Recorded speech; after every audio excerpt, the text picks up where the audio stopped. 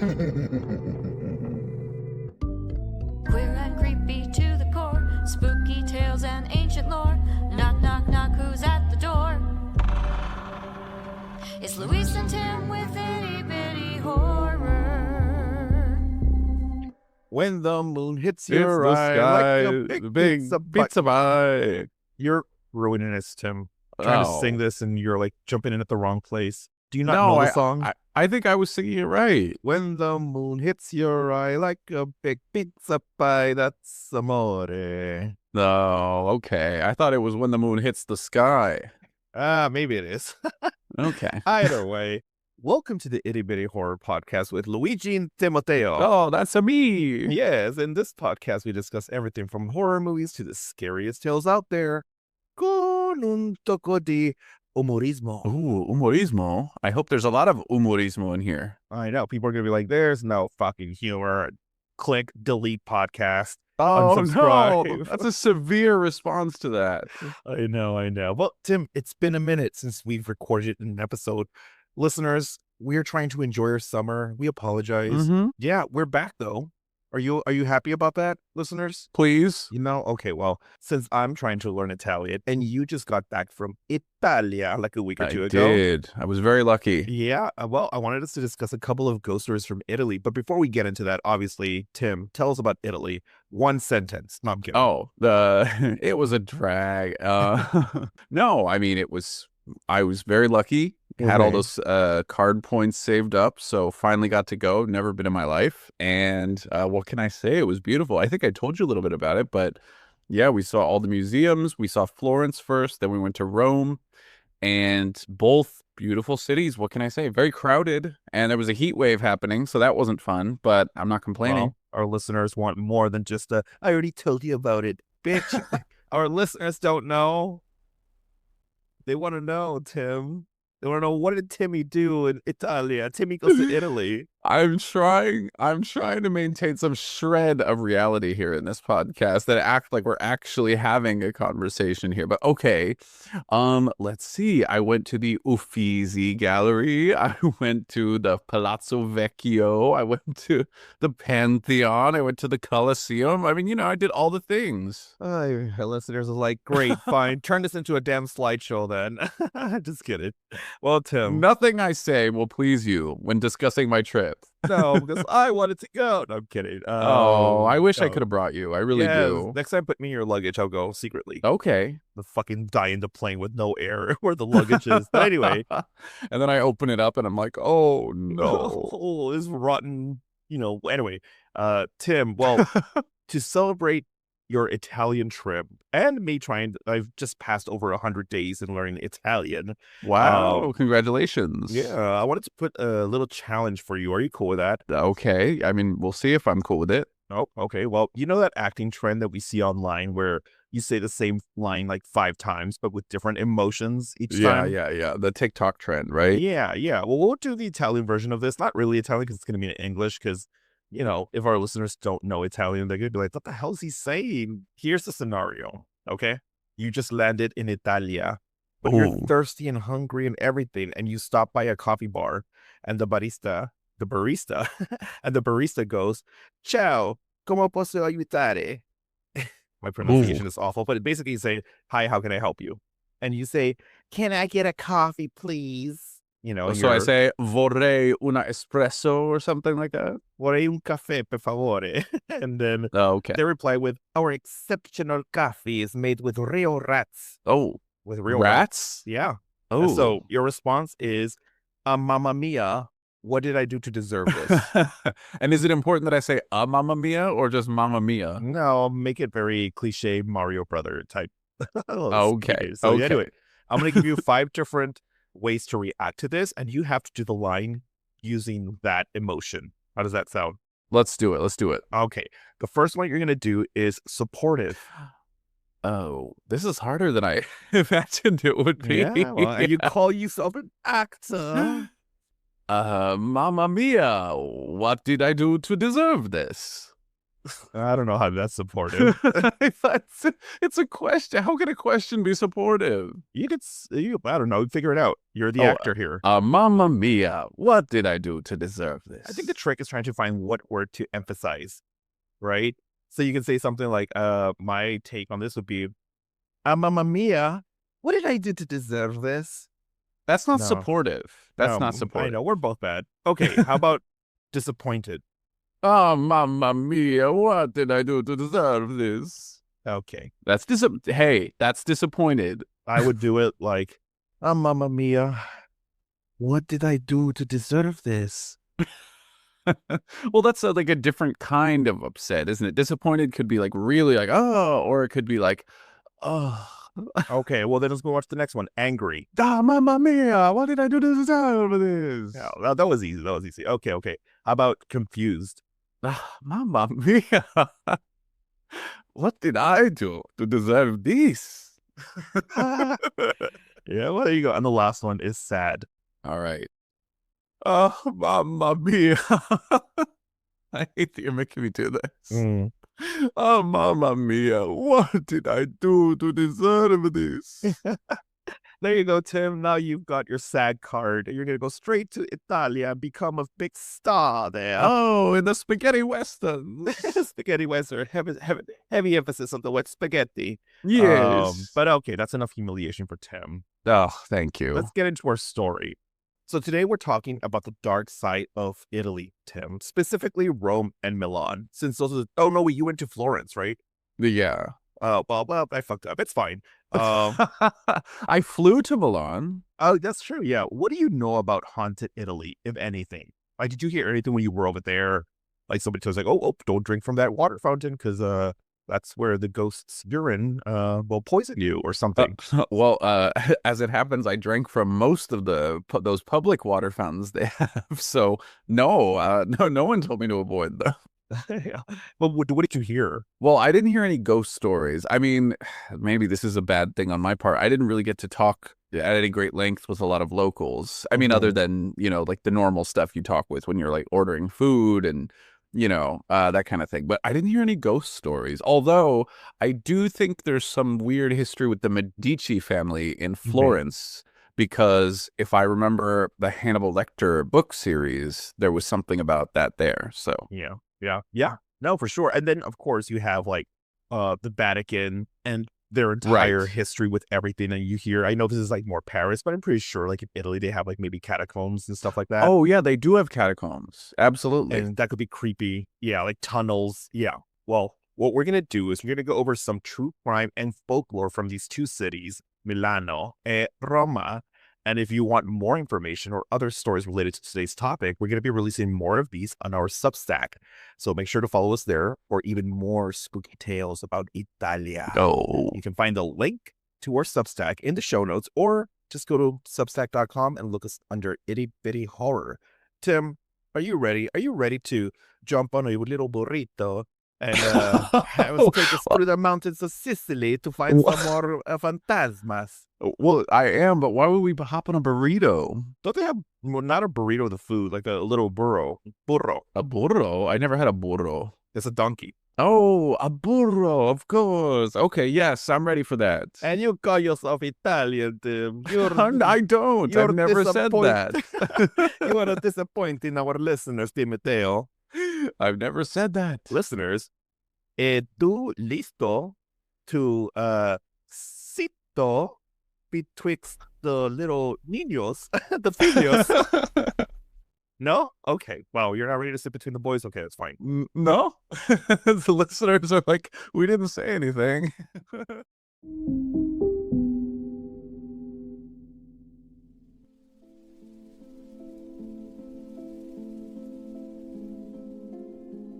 Italy's old enough now that the past doesn't really go anywhere. It just piles up. Rome is built directly on top of ancient Rome. New foundations poured over old ones poured over graves nobody remembers digging. You could be standing in line for coffee right now, and 8 feet under you, there's a Roman kitchen nobody's touched since the 2nd century. Milan got leveled by plague more than once and rebuilt on the same ground every time. Florence spent a couple hundred years with its most powerful families quietly murdering each other in alleyways. Venice was built in a swamp because the mainland wasn't safe, and then the water turned out to have its own problems. Every one of those cities has absorbed centuries of death. So much of it, at some point, that no one was counting anymore. There's plague pits under some of these piazzas, execution grounds under park benches, mass graves from outbreaks that move faster than anyone could properly bury the dead. And when a place is carrying that much weight underneath it, the stories don't fade, they travel. A murder from the 1600s gets blamed for a haunting in a building that wasn't even standing yet when it happened. A woman who might not have been one single person at all becomes the explanation for 100 years of bad luck because the bad luck needed a name. Picture living somewhere like that. You walk past the same street corner every morning on your way to work. 400 years ago, they executed someone there and left the body up for a few days as a warning. You're not thinking about that. You got somewhere to be. But somebody did think about it at some point. Stood there after dark, felt something they couldn't explain, and needed a reason for it. That's usually where these stories come from.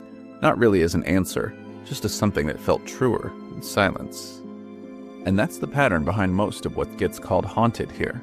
Something terrible happens. A plague, a murder, a public execution meant to keep everyone in line. And afterward, people just stop talking about it out loud. A generation or two later, someone walks past that same spot, feels something off, and fills in the blank. A woman in a veil, footsteps on an empty bridge, a monk who never quite stopped walking the halls. These stories aren't just made up of nothing either. They're what's left over after people spend generations trying to make sense of something that actually happened to them. So if you want to really understand one of these places, you can't just take the legend at face value. You have to dig underneath it. And there's always something underneath it. A trial record, a death certificate, confession pulled out of someone in a room that's still standing today. Sometimes what's under there is even worse than the legend built on top of it. A woman gets remembered today as a ghost story, a figure in the fog. But somewhere, in an archive, there's a real trial, a real sentence, carried out in a real square, in front of a real crowd. And sometimes, the records are so thin and contradict each other so badly that historians who have spent their whole careers on this still can't agree on the basics. Was it one woman or three whose stories got tangled into one over time? Did she die quietly or violently? Nobody's fully sure.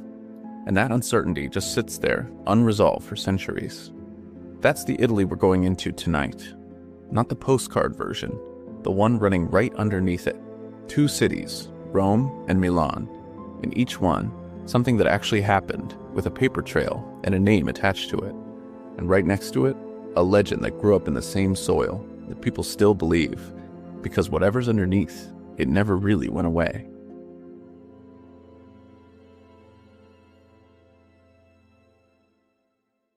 Okay, Tim.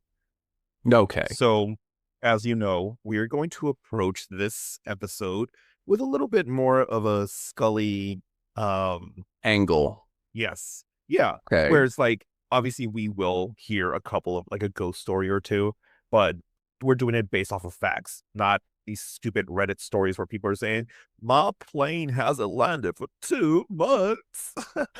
Why do I feel like you're calling out directly one of our old episodes? I am. I'm calling us out.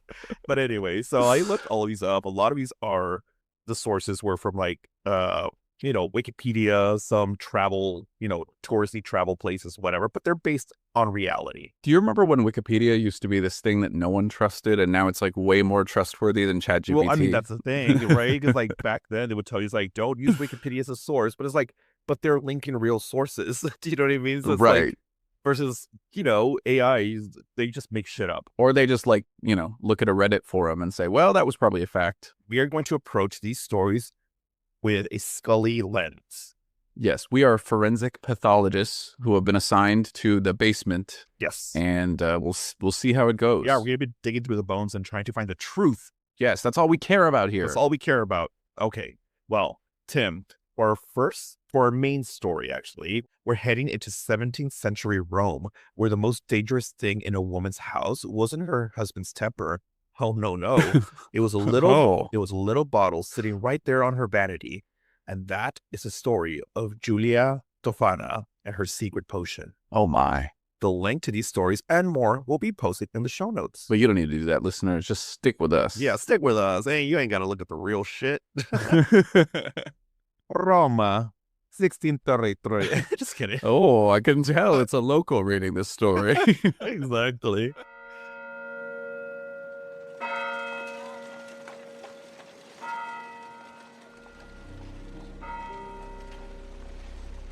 Rome, 1633. There's a woman in Palermo named Teofania di Adamo, and on a July morning that year, the city drags her through the streets to be executed. Her Oh my crime... God, the entire city? Are you going to shut the fuck up? Just kidding. I'm just picturing the entire city dragging one woman. It's like 400 people dragging one. Was like, let me get her leg. I'll grab her by the hair. I can't reach. Well, Tim, are you going to let me finish? Sorry. Do you know what her crime was? No. Her crime was poisoning her husband. But before she dies, something survives her. A recipe. Something that she's been making in secret. Something odorless. Something that could pass through a man's body over days or weeks and look, to anyone watching, exactly like a natural illness taking its course. That recipe doesn't die with her. It travels north to Naples first and then to Rome, carried, what some historians believe, by her own daughter. And in Rome, that recipe becomes something else entirely. It becomes an empire.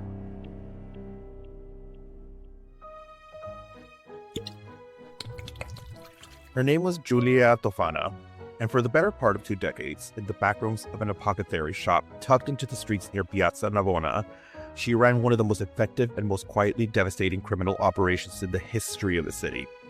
The poison itself, later known across Europe as Aqua Tofana, was almost undetectable by the standards of the time. It was odorless, colorless, mixed, most accounts agree, from arsenic, lead, and belladonna, the same deadly nightshade that Renaissance women were putting in their eyes to dilate their pupils and look more alluring. Ew, they were putting that in their pupil? How wouldn't you be blind? Like, They're like, but look how alluring I am with my tiny little pupil. and it'd be like, your eyes are blood red. Like, it's like, but don't I look You cute? look like you've been sobbing. You feel like you're on meth. Tofana took that poison and did something almost elegant with it. She didn't sell it as a poison. She sold it as a medicine, as cosmetic water.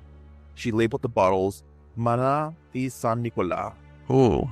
the Mana of St. Nicholas, a real and genuinely holy substance pilgrims collected from the saints' bones in the city of Bari. A few drops, supposedly, could clear your complexion, make you glow, and make you beautiful. You could use that, Luis. I could, and then I do it and I fucking explode. It doesn't do that. I don't know. Maybe 16th century potions would. A woman could keep a bottle of it on her vanity, next to her perfumes, and no one in her household would think twice. But that's not what it was used for. Not really. You have to understand what Rome looked like for a woman in the 1600s if you want to understand why Tofana's business worked as well as it did. Marriage wasn't a partnership. It was closer to ownership. A woman belonged first to her father and then to her husband. And the law offered almost nothing in the way of an exit. Divorce, for most women, simply didn't exist as an option. If your husband beat you, and plenty did without consequence, there was no court in Rome that was going to help you. If he drank away the family's money or humiliated you, or worse, you didn't have any recourse. You had endurance. That was the entire plan the world had for you. Tofana offered something else, a way out that didn't require anyone's permission. The poison worked in stages, and this was by design. The first dose felt like nothing more than a cold coming on. Some fatigue, maybe a headache. The second brought real illness, stomach pain, vomiting, the kind of thing a physician of the era would look at and simply write down as a fever or a stomach ailment.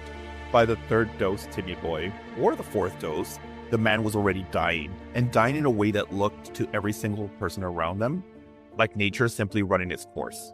No wounds, no bruises, no evidence a court could hold in its hand.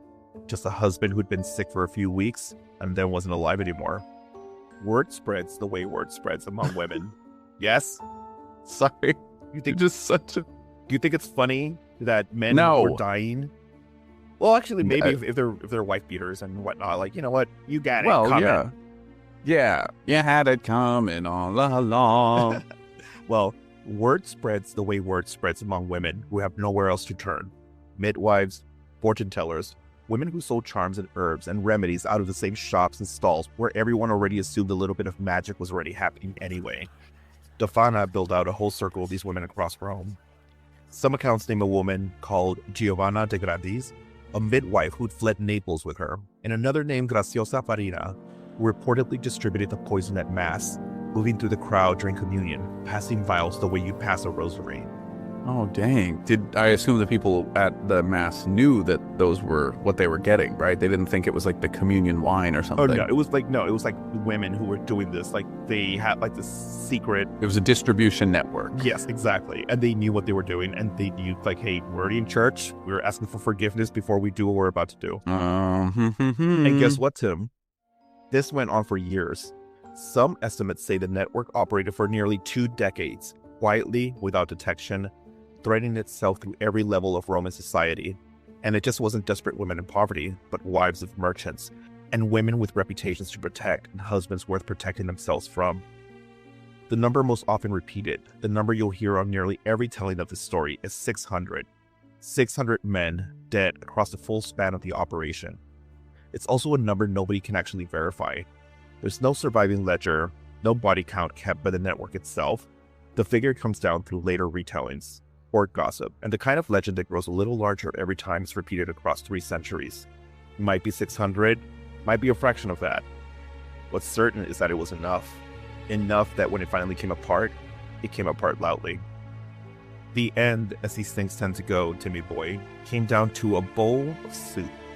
Oh, that's how it always goes, isn't it? A bowl of soup.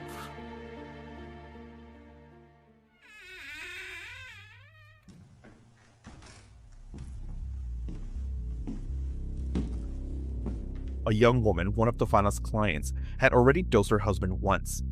Enough to make him sick, but not enough to kill him. She lost her nerve, or was interrupted, or simply hesitated at the wrong moment.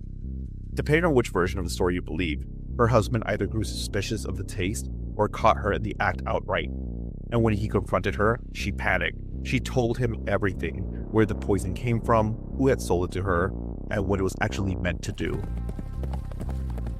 The confession moved fast, the way confessions do once the wrong person hears them. It reaches the authorities, and Rome, a city that had spent 2 decades unable to explain why so many husbands kept dying of nothing at all. In 1659, the network came apart. Investigators rounded up the women at the center of it. Accounts differ slightly on the total, but the core group is consistently named as 5, tried together for their role in the poisonings. They were sentenced to death. And on a day in July of that year, in Campo de' Fiori, the same square in Rome where, decades earlier, the philosopher Giordano Bruno had been burned alive for heresy. They were publicly hanged in front of a crowd that had gathered to watch. Beyond the 5 women executed at the center of the ring, roughly 40 more people connected to the network. Their clients, the women who brought the poison and used it, were sentenced to life imprisonment. It's a brutal, definitive ending. Trial records, executions in a public square that still exists today, that you can still walk through, that still hosts a produce market every morning as if nothing had ever happened there. This part of the story isn't folklore. It's documented. And it happened, Timmy boy. Oh man, it really did, huh?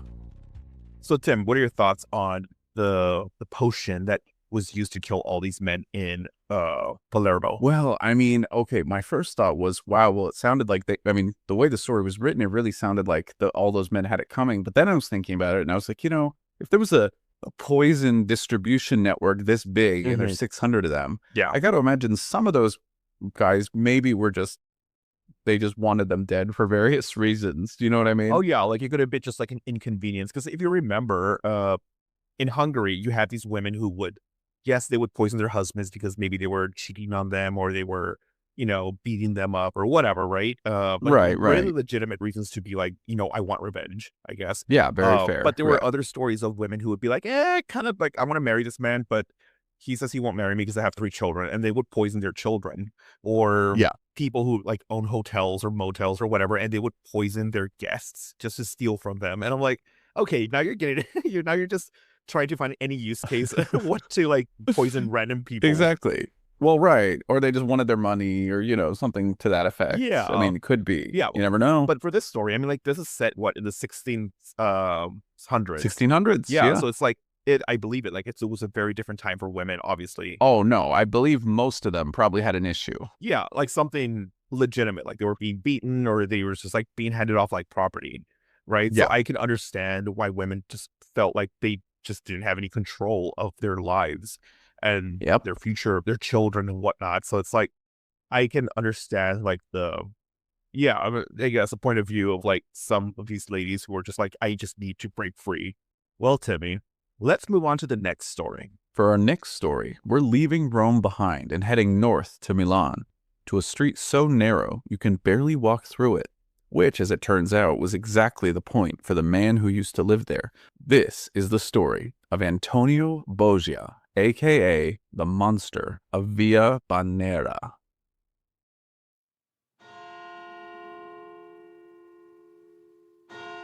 Milan has a street called Via Bagnera. It's barely wide enough for two people to pass each other without turning sideways. The narrowest street in the entire city, tucked behind Via Torino, close enough to the Duomo that tourists walk past the end of it every day without ever knowing it's there. And for a few years, in the middle of the 19th century, that narrow, forgettable street was where a man named Antonio Boggia kept the people he'd killed. Boggia was born in 1799 in a small town on Lake Como, and by the time he settled in Milan as a grown man, he'd already had a few brushes with the law: fraud, forged contracts, an attempted murder charge in his 20s that somehow didn't stick. None of it followed him. By the time he was working in Milan, he'd built himself into someone entirely different, a fire stoker at the Palazzo Cuzzani, where the Austrian military command was based. A married man, a regular at his local church, San Giorgio al Palazzo, where he was known, by every account, as calm, devout, almost gentle, the kind of man whose neighbors describe him later as harmless to the point of being forgettable. That reputation was the entire mechanism. Boggia made his living in part doing odd jobs, carpentry, small construction work, and the kind of trade that got him into people's homes and into their confidence. And somewhere along the way, he found use for that trust that went well beyond fixing a door or laying brick. He started getting people to sign powers of attorney over to him, sometimes real ones, given willingly by people who genuinely believed he'd managed their affairs, sometimes forged. Either way, the result was the same. Boggia would end up in control of someone's money, their property, their entire financial life, and the person who'd handed it over would simply stop being seen.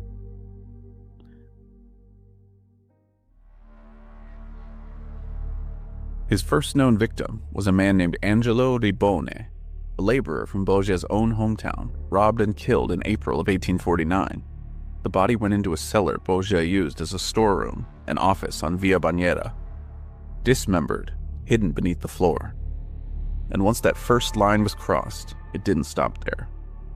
Over the following months, at least 3 more people vanished from Boggia's orbit. Esther Maria Perocchio, his own elderly landlady, 76 years old, who Boggia had convinced to sign over control of her property. A hardware shop owner named Pietro Miazza, who'd trusted Boggia to help sell his shop and cellar. A grain merchant named Giuseppe Marchesotti. 4 people, at minimum, whose lives Boggia had quietly absorbed into his own.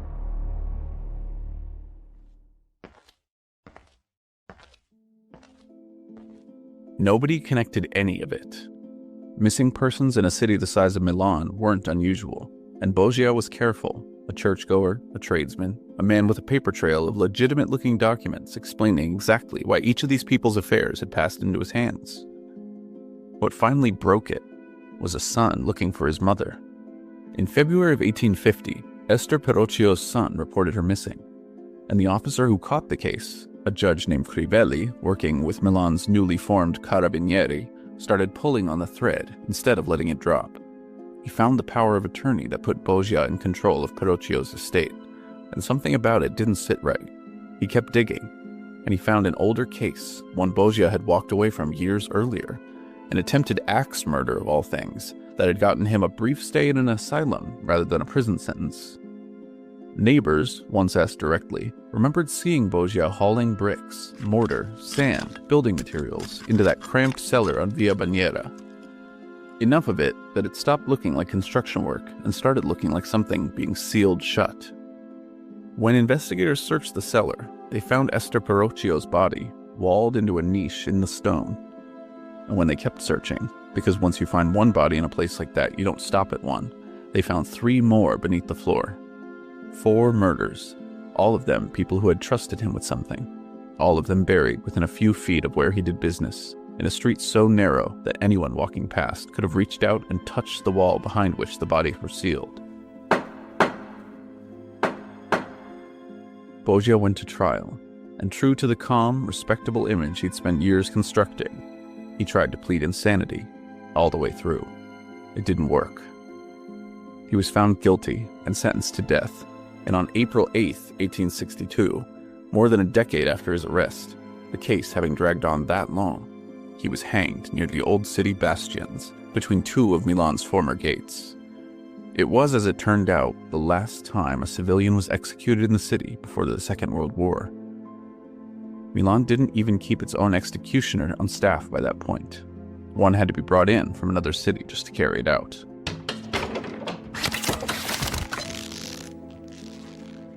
There's a phrase that came out of the case and outlived it.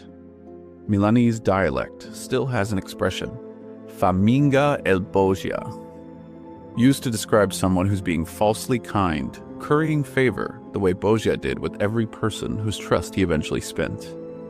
And then, more than a century later, the story added one more strange detail.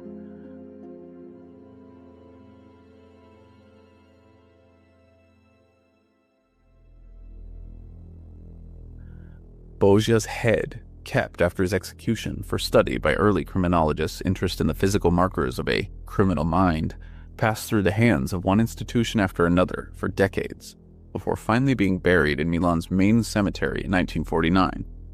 But the cleaver he used, the actual weapon, disappeared. Just gone, unaccounted for well over 100 years. In October of 2009, it turned up. At a Milan collector's market of all places, sitting in a box stamped with the name of the old city hospital, a handwritten note still attached to the handle. Dall'Antonio Boggia. From Antonio Boggia. Nobody's fully explained how it ended up there, or where it had been for the century and a half in between. Today, it sits in a criminology museum outside the city, behind glass, the only physical object left from the whole case that you can actually go and stand in front of.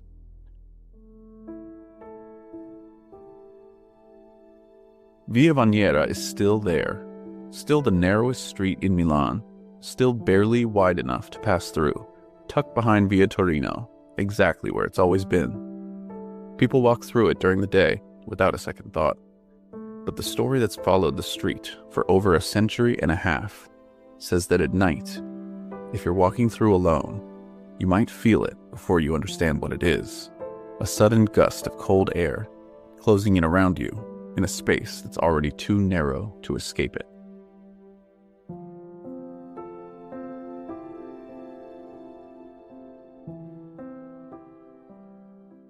Oh, and Tim, can you see this photo right here? Yeah? Imagine like walking at night, like just is so narrow. I feel like you couldn't even stand in the middle and extend your arms because you would have to bend your elbows. You know what I mean? Because you wouldn't be able to reach all the way. Well, for listeners who don't know, too, we're going to show the photo in the show notes here. But yeah, it's a very narrow street that we were talking about in that story. And yeah, I don't think, I mean, it would be so narrow, and especially at night, I don't think I would walk on that street. I really don't. Yeah, no, it's really just seeing it during the day in this picture, and it won't be the show notes. It'll be in our Substack. Okay, sorry. It's fine. But listeners are going to go to the show like, where is the picture? I don't see it. I'm ill-informed, listeners. I don't know. He's a dummy boy. A dumb waiter. Anyway. A dumb waiter. Very funny. No, but yes, I agree. Walking through that at night, and there's already like somebody's suspicious, and you're like, oh, my neighbors keep disappearing. The last time I saw him was in this very narrow alleyway. Oh, weird. Yeah, but if you are in Milan, just look up Via Yes. Bagnera and go there, folks. If you are, maybe you're listening from Italy right now. Maybe you live in Milan. Oh, And you hi, already know the Italy. story, I hope maybe. you've forgiven our pronunciation. Oh, please do. Yes. But yeah, if you are there or you're going to go visit Milan, look up Via Bagnera so that way you can really explore that area. Or hell, when you go to Italy, re-listen to this episode, give us an extra stream, and then listen to Oh, this yeah. story as you're walking through this narrow little alleyway. Yes, play it out loud so everyone living in those little apartments in the alleyway will hear it and open their windows and be like, thank you, grazie for this amazing podcast. Thank you, grazie mille. And then you're going to conjure up the spirit of Antonio. I'm thinking of the porn star who has a similar name to this guy. No. Like Antonio Biaggi or something. Sorry, listeners, if you are straight or not, pervert like me, then you won't know who I'm talking about anyway. So it's fine. Yeah, don't worry. Don't worry about it. But let's move on to the final story, Timmy boy. Okay. For our last story, we're doing something a little different. It's one real story, Timmy boy, that's actually a documented execution in Roma, and one pure ghost story out of Milano that's followed a part for over a century. So these two stories are called the story of Beatrice Sensi di Roma and the Veiled Lady of Parco Sempione di Milano. Oh, and by the way, I love Milanos. That's my favorite cookie.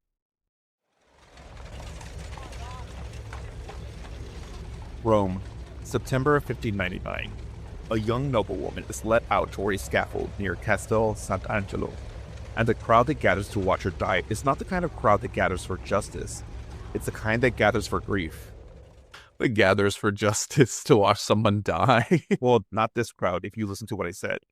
No, I know, but it's just funny that they'd be like, yes, justice, and then someone just dies. Sorry, sidetrack. Would you be that type of person? Like, if you lived in the 1600s? Attend a live execution? Yeah, somebody like pounded on your door and was like, Di Matteo, they're going to hang Luigi for stealing that loaf of panini, a bread. The loaf of panini.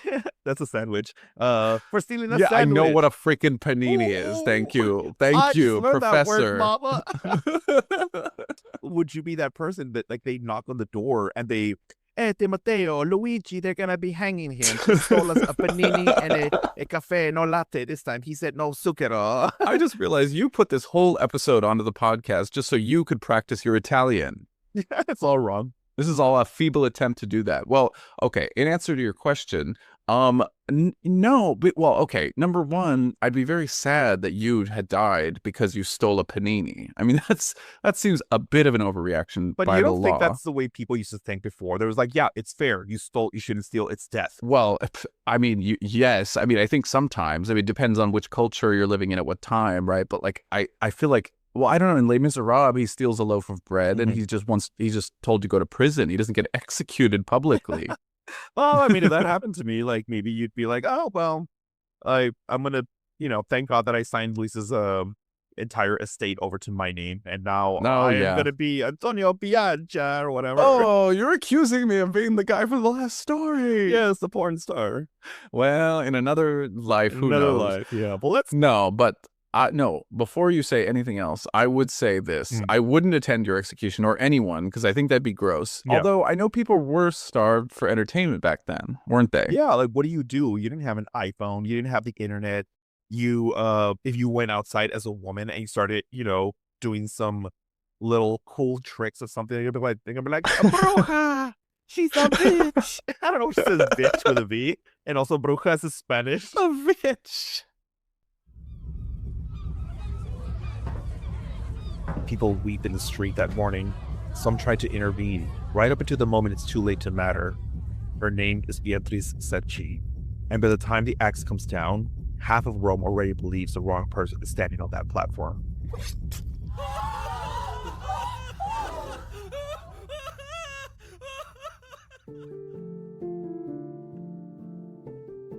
To understand why, you have to go back a few years, into the house she grew up in.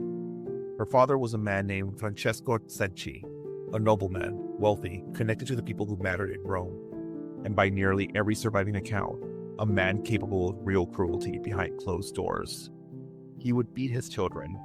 He turned on Beatrice specifically for years in ways the historical record only gestures towards rather than states outright, the way documents from that period so often do when the subject is a woman and the crime is domestic. And when word of it reached the authorities, nothing came of it. Complaints filed and quietly buried. That was simply how the machinery worked when the accused had enough money and enough friends in the right rooms. The law did not exist, much less for a daughter in that house.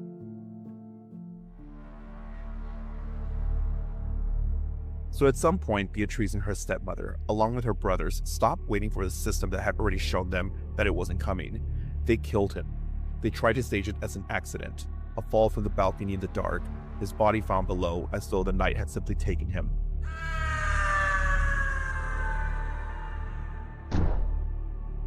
Nobody believed it for long. The plot came apart quickly under questioning, and the family was arrested and tried for murder. And even as public sympathy built around Beatrice, even as ordinary Romans, hearing what her father had done, began openly hoping the court would show her mercy, the sentence came down anyway. Death. Beatrice, along with her stepmother, was beheaded in front of Castel Sant'Angelo. She was in her 20s, young enough that the crowd's grief, by most accounts, outlasted the execution itself by years.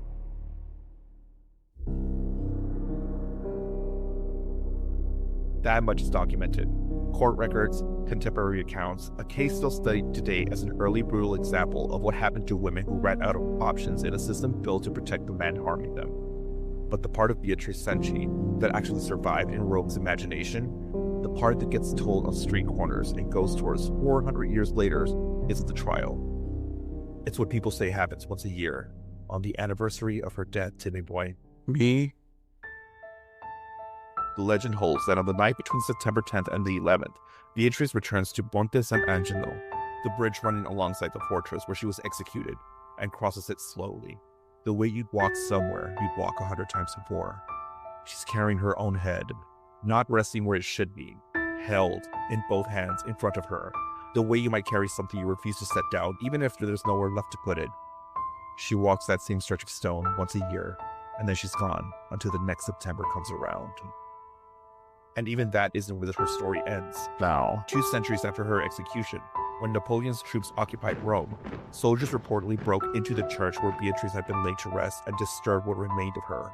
Her skull, specifically according to the accounts that survive, was handled, passed around, and treated less like remains of a young woman that the whole city had once wept for, and more like a curiosity, a thing to be picked up and put back down by men who had no idea, or no reason to care, whose bones they were holding. I bet you'd do that if someone handed you a skull. Well, I mean, they gave me a skull, and I'm like, oh, whose is this? Twice, then, something came for her after she'd already lost a fight to keep her own life. Once by the executioner, and once 200 years later by soldiers who couldn't even let what little was left of her to stay buried.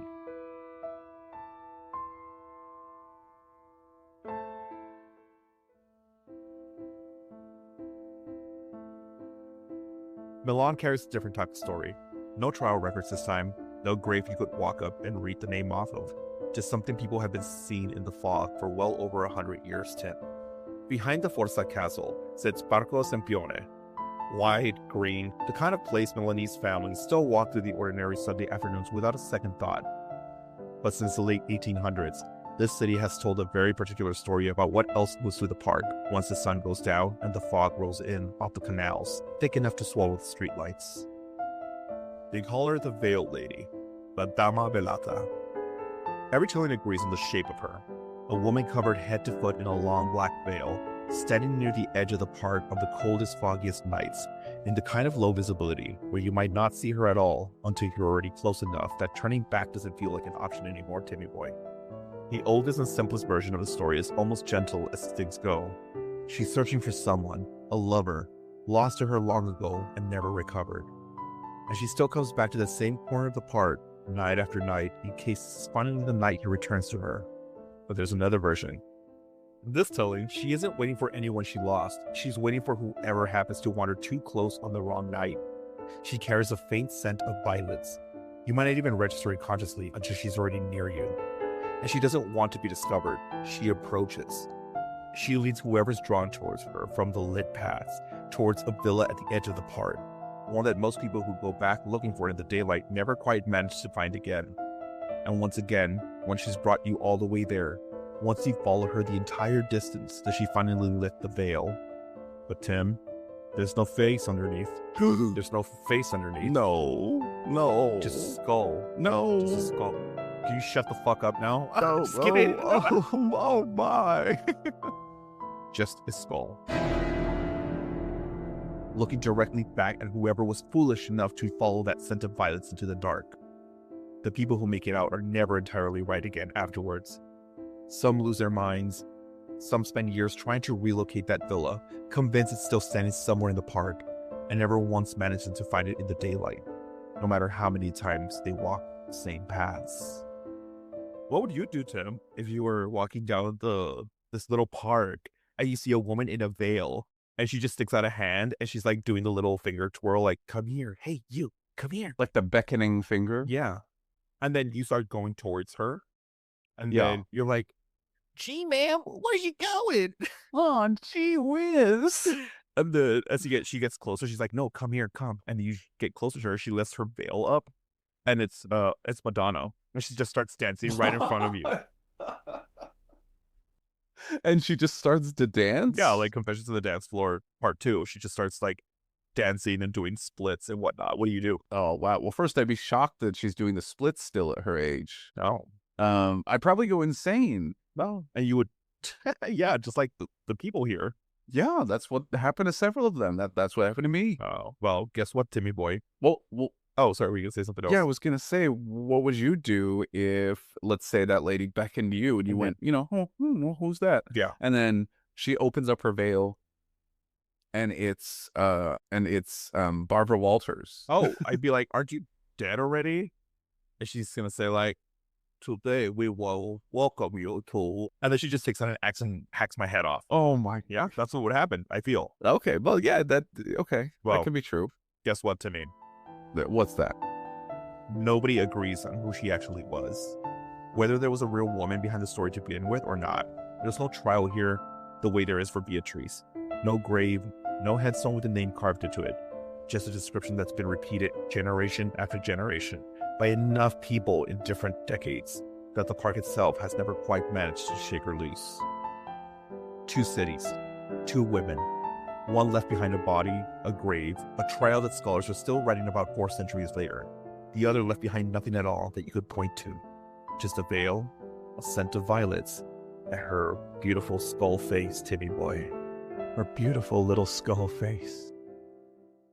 Okay, Timmy boy, what are your thoughts on these 2 stories? One real, documented, and one like a ghost story of Italia. Oh, well, I think both stories are interesting and they add to the kind of mythicality, if you will, of these cities. I know mythicality is not a word. Yeah. I have to say the one with the woman in the veil is a little bit more freaky to me because just the hidden nature of that and the fact that some people, when she lifts it, go insane to me is a creepy idea because I'm like, who's behind it? Yeah, well, I mean, it's also like a story that you hear on almost every corner of the world, right? Like every story has like the lady in black or blue or red, and they always have a La veil, Llorona. La Llorona, the woman in white. You know what I mean? Like everybody has a story, and I wonder how this specific type of story becomes popular.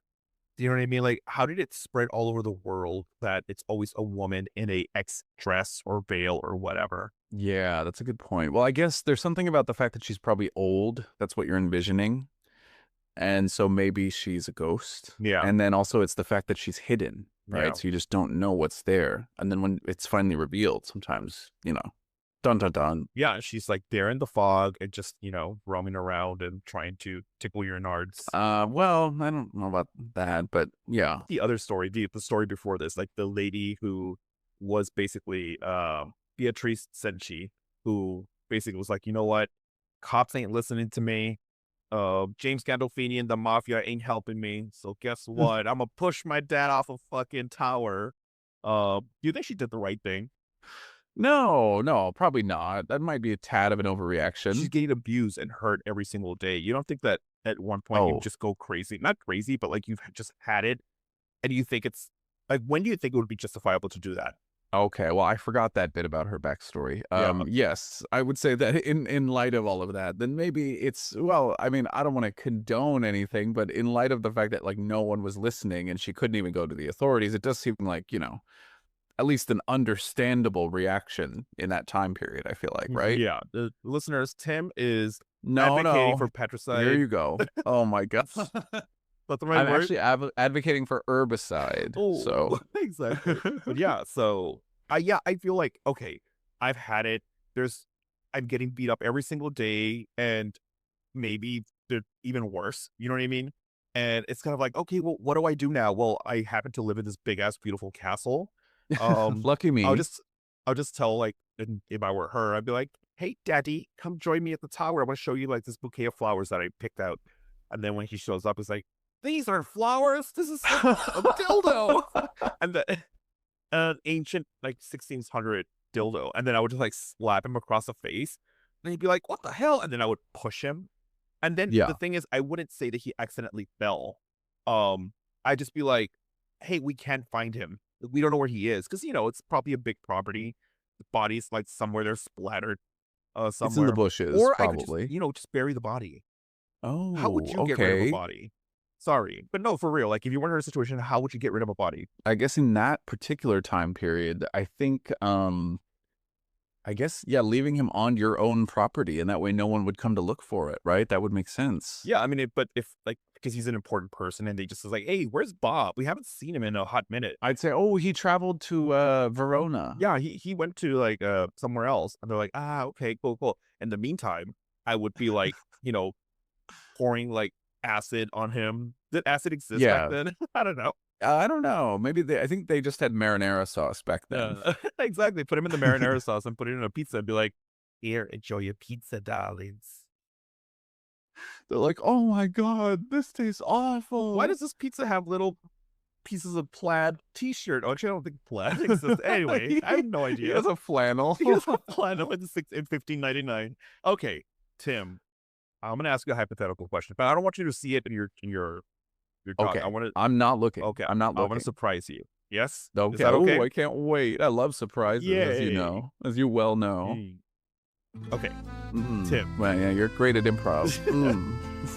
Tim, let's say you go back to Italy, right?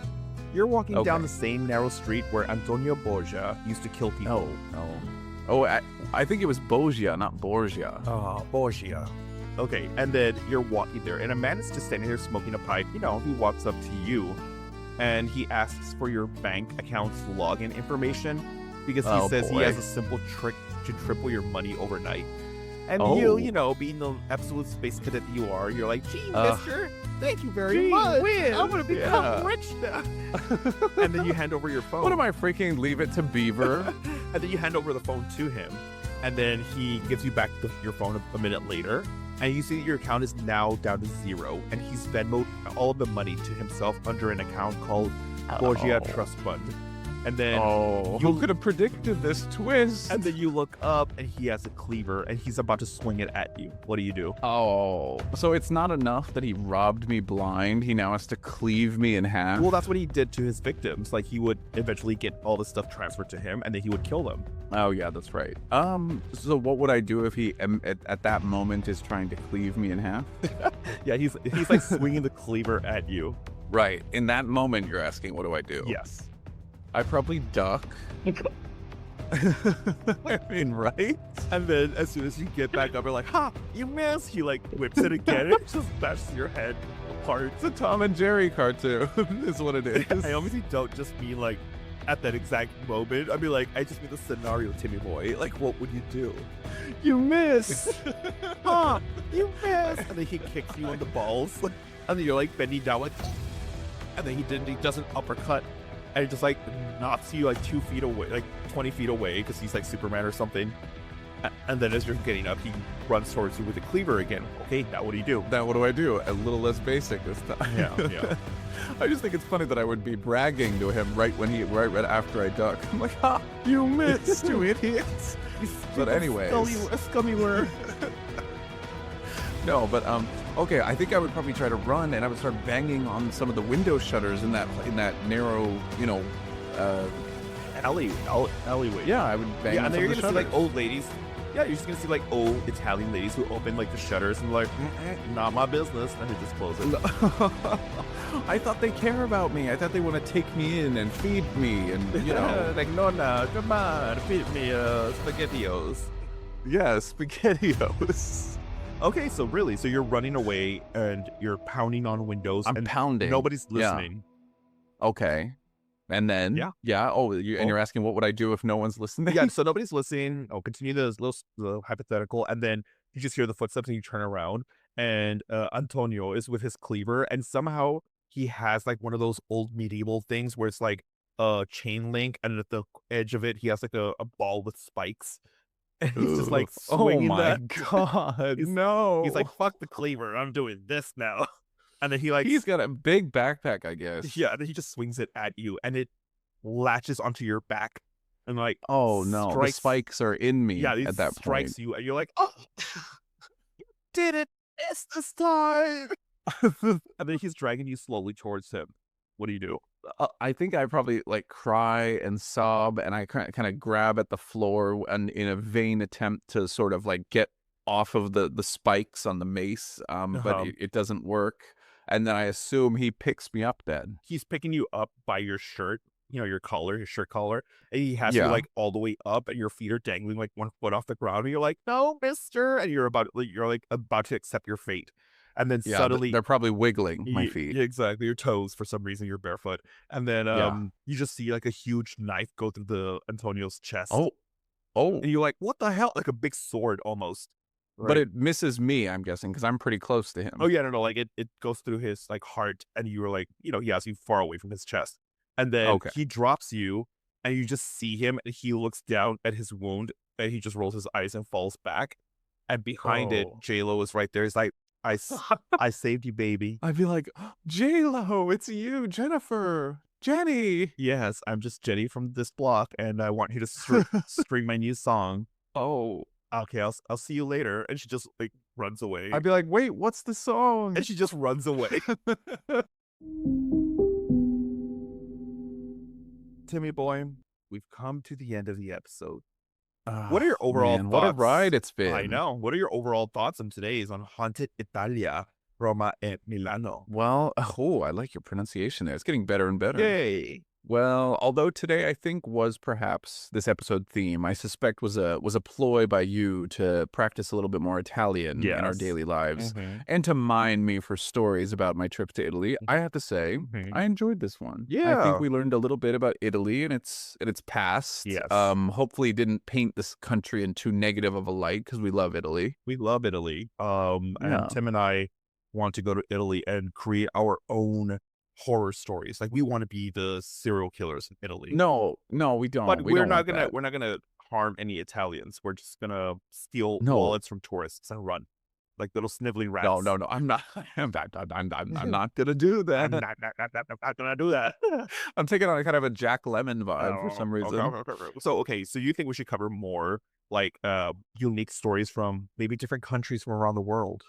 Yes, we should. We're an international podcast, after all. We speak multiple languages, you and I. Yeah. We've covered Russia.